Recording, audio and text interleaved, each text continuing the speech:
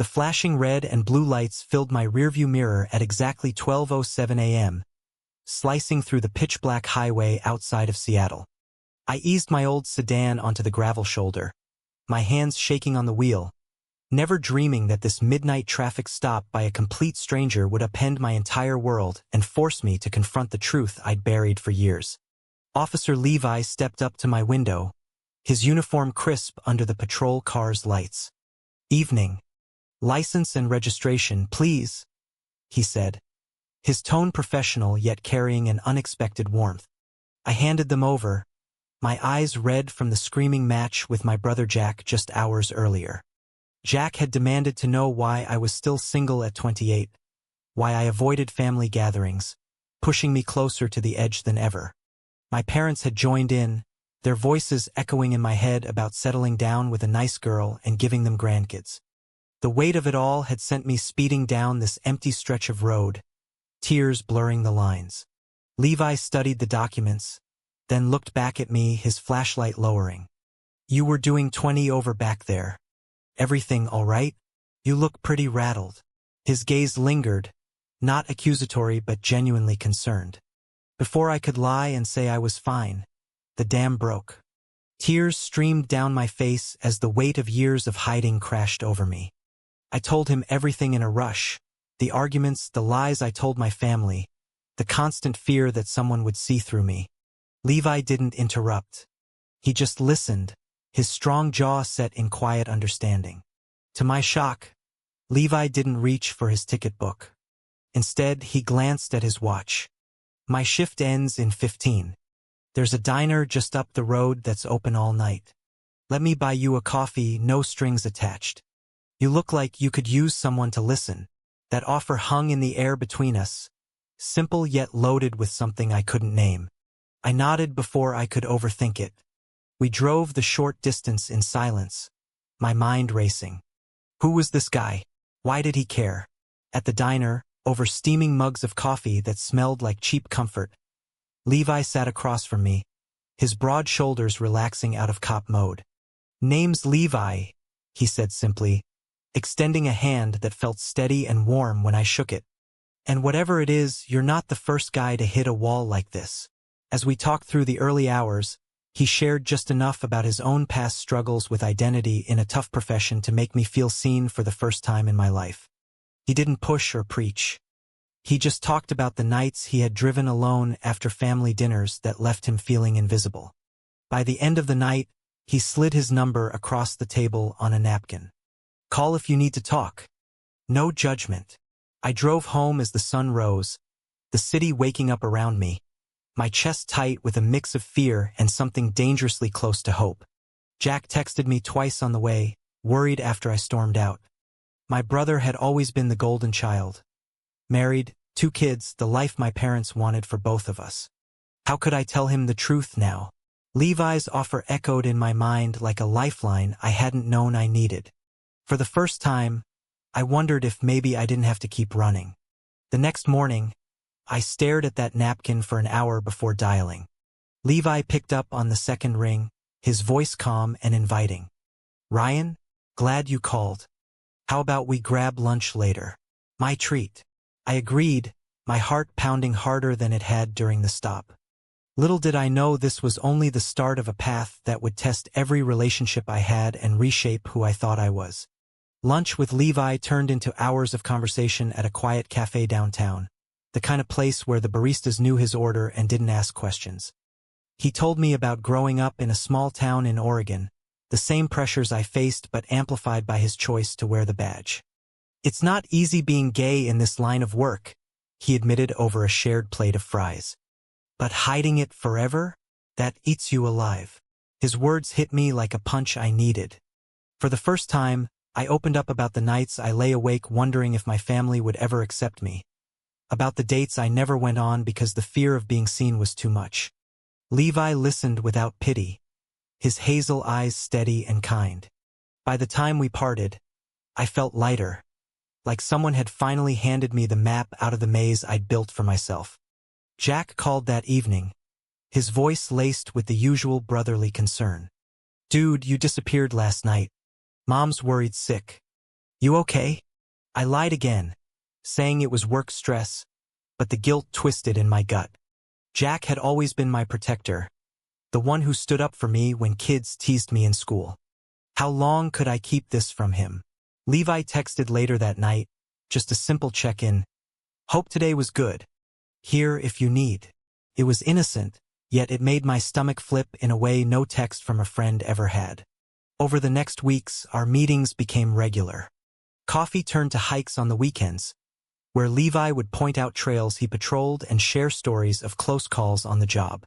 I started noticing things about him, the way his laugh crinkled the corners of his eyes, the quiet strength in his stride.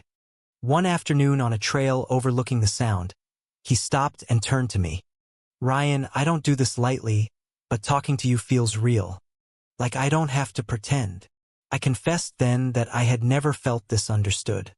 The air between us shifted, charged with possibility, but neither of us pushed. We just walked back in comfortable silence, the city lights twinkling below like promises. At work the following Monday, my boss pulled me aside for a performance review. You've been distracted, Ryan. Everything good at home? I nodded, but inside I was unraveling. The secret was getting heavier. Jack invited me to dinner with his wife and kids that weekend, the usual family ritual. I went, smiling through the questions about my love life, but Levi's number burned in my phone like a secret flame. When Jack cornered me later in the kitchen, asking if I was seeing anyone, I almost told him. Almost. Instead, I changed the subject, and the lie tasted bitter. Levi and I met again that night at a small park near his apartment. We sat on a bench, the stars faint above the city glow. You don't have to carry it alone, he said softly. I leaned in closer, our shoulders brushing, and for a moment the world felt right. His hand rested near mine, not touching, but close enough to feel the warmth. That night I went home and stared at the ceiling, realizing the offer Levi made on that highway wasn't just coffee. It was permission to start living. The weeks blurred into months, and my friendship with Levi deepened in ways I hadn't planned. We started meeting for dinner after his shifts, talking about everything from bad movies to the latest news on LGBTQ rights in the state. One evening at a little Italian place downtown, Levi reached across the table and squeezed my hand for the first time. Ryan, I like where this is going, but I need you to know I'm all in if you are. My heart raced. I told him I felt the same, but the fear of what came next kept me from saying more. That night we walked along the waterfront, the lights reflecting on the water like scattered diamonds, and he kissed me under a street lamp, soft, tentative, full of the promise of something real. It was the first time I had ever kissed a man without looking over my shoulder. Jack noticed the change in me immediately. At our weekly basketball game, he clapped me on the back and said, "You seem different, bro. Lighter. What's her name?" I laughed it off, but the lie sat heavy. My parents called the next day, inviting me to the annual family barbecue. "Bring anyone special," Mom said hopefully. I hung up and immediately texted Levi, who replied with encouragement. "You don't have to do it alone. I'm here." The barbecue was a disaster waiting to happen. Jack grilled burgers while his kids ran around, and my parents kept steering conversations toward my future. When Uncle Mike asked about dating, Jack jumped in protectively. "Leave him alone. He's figuring things out." But I saw the worry in Jack's eyes. Later, as we cleaned up, he pulled me aside. "Ryan, if there's something you need to tell me, you know I'm on your side, right?" I almost broke then. Almost told him about Levi, about the nights we spent talking until dawn. Instead, I hugged him and said nothing. Work grew tense too. A colleague overheard me on the phone with Levi and made a snide comment about late-night calls. I brushed it off, but the paranoia crept in. Levi sensed it during our next hike. "If you need space, I get it. Being out isn't easy for everyone." His understanding only made me want him more. We spent that weekend at his place, watching old movies and sharing stories from our childhoods. He told me about the first time he came out to his sister and how it changed his family forever. I shared how Jack had always been my shield, and how scared I was to disappoint him. Levi pulled me close, his arms strong and safe. "You've got time, Ryan. But you also deserve to be happy." The turning point came unexpectedly. Jack showed up at my apartment unannounced one evening, holding a six-pack. "We need to talk, man. You've been distant." We sat on the couch and he poured out his worries, that I was depressed, that the family pressure was too much. I wanted to tell him everything, but the words stuck. When he left, I called Levi, voice shaking. "I think I'm ready to come out to him." Levi's support was immediate. "Whatever you decide, I've got your back." That call solidified something in me. The offer from that midnight stop had led me here, to a place where hiding felt more painful than the truth. Coming out to Jack didn't go as planned. We met at our favorite bar the following Friday, the neon signs buzzing overhead like they always had. I ordered 2 beers and launched into it before I lost my nerve. "Jack, I'm gay. I've been seeing someone, his name is Levi. He's the cop who pulled me over that night." The words hung there, raw and real. Jack stared at me for a long moment, his face unreadable. Then he set his beer down hard. "You're serious? All this time?" His voice cracked with something between shock and hurt.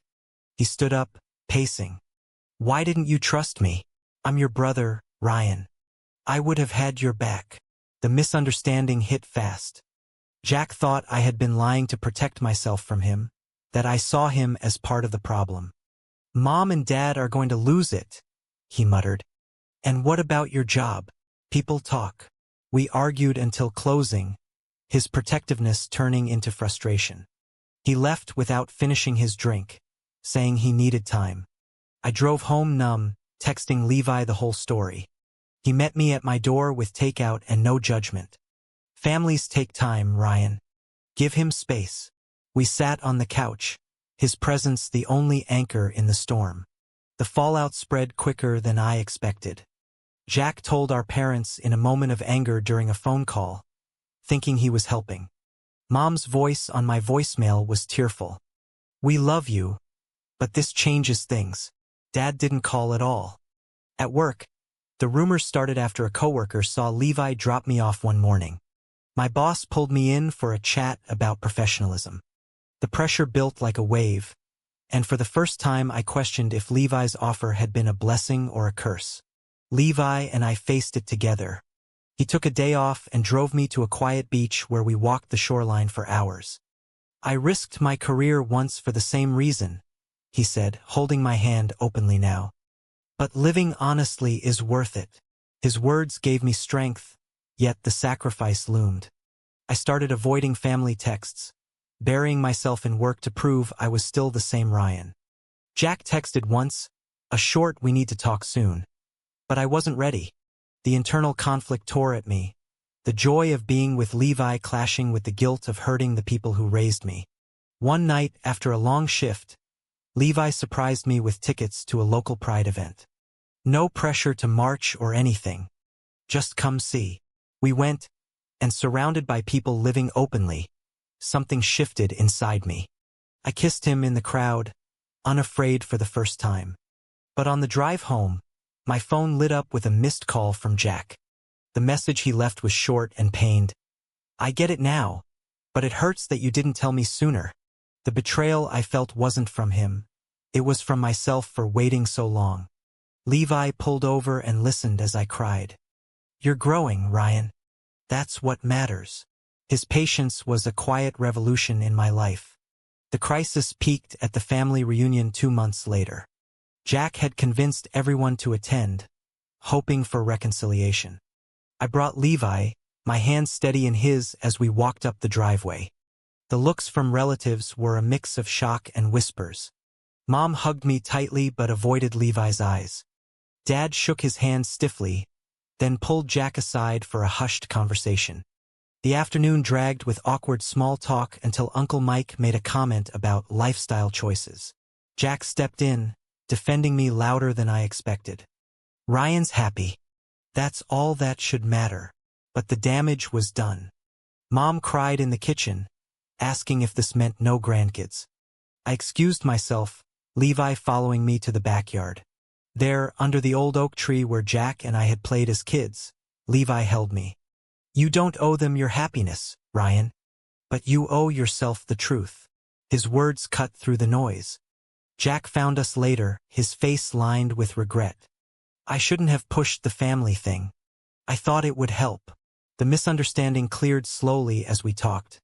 He admitted his own fears about losing the brother he knew. We hugged, the bond cracking but not breaking. That night Levi and I drove back in silence, the city lights welcoming us home. Work became unbearable. A formal complaint about conduct landed on my desk, and my boss suggested I take time off. The sacrifice was real now. The career I had built on silence was crumbling. Levi offered his spare room without hesitation. Stay with me until you figure it out. Moving in felt like the next step, terrifying and right. We cooked meals together, shared quiet evenings, and slowly I started applying for new jobs that didn't require hiding. Jack visited one weekend, bringing his kids. Seeing him laugh with Levi eased the last tension. He's good for you, Jack said privately. I'm sorry I made it harder. The internal awakening came during a late-night talk with Levi on our balcony. I used to think love meant choosing one side. I told him. Now I see it's about choosing myself first. He smiled, pulling me close. The path had been full of confrontations and choices, each one carving me into someone stronger. But the family reconciliation hung unresolved, a loose thread I wasn't sure how to tie. Months passed, and the pieces began falling into place in ways I never expected. I landed a new marketing role at a progressive firm downtown, where my relationship with Levi was celebrated instead of hidden. Jack and his family started joining us for Sunday brunches, the kids calling Levi uncle without hesitation. My parents reached out slowly, first a cautious text from Mom, then a dinner where Dad actually asked Levi about his job. The conversations were stilted at first, full of careful words, but the door was open. Levi's own family welcomed me with open arms, their acceptance a balm for the wounds mine had left. One crisp autumn evening, Levi and I drove back to that same highway stretch where it all began. He pulled the car over at the exact spot, lights off this time. Remember the offer? He asked, his voice soft. I laughed, pulling him into a kiss that felt like coming home. The journey had been messy. The betrayals from silence, the sacrifices of old comforts, the misunderstandings that nearly broke us. But every step had led here, to a life lived fully. Jack called as we drove away, inviting us to his son's birthday. Bring the cake, he joked. The family I had feared losing was evolving, not disappearing. Levi and I built routines that fit us. Morning runs, quiet nights reading, weekend trips to the mountains. The internal conflicts faded into quiet confidence. I no longer flinched at the word gay in conversations. Instead, I owned it. The growth wasn't dramatic. It was in the small decisions. Answering honestly when asked about my partner, standing beside Levi at community events, choosing love over fear every single day. Jack became my biggest ally, even counseling me through rough patches with our parents. You showed me it's okay to grow, he said once. His support completed the circle. As winter approached, Levi proposed during a snow-dusted hike. A simple ring and the words, "Let's keep changing our fates together." I said yes without hesitation. The life I had now, open, honest, shared, was the unexpected gift from that midnight stop. Looking back, every tear, every argument, every sacrifice had been worth the man I became. True or false? The only way to find authentic love and happiness is by risking everything you thought defined your life.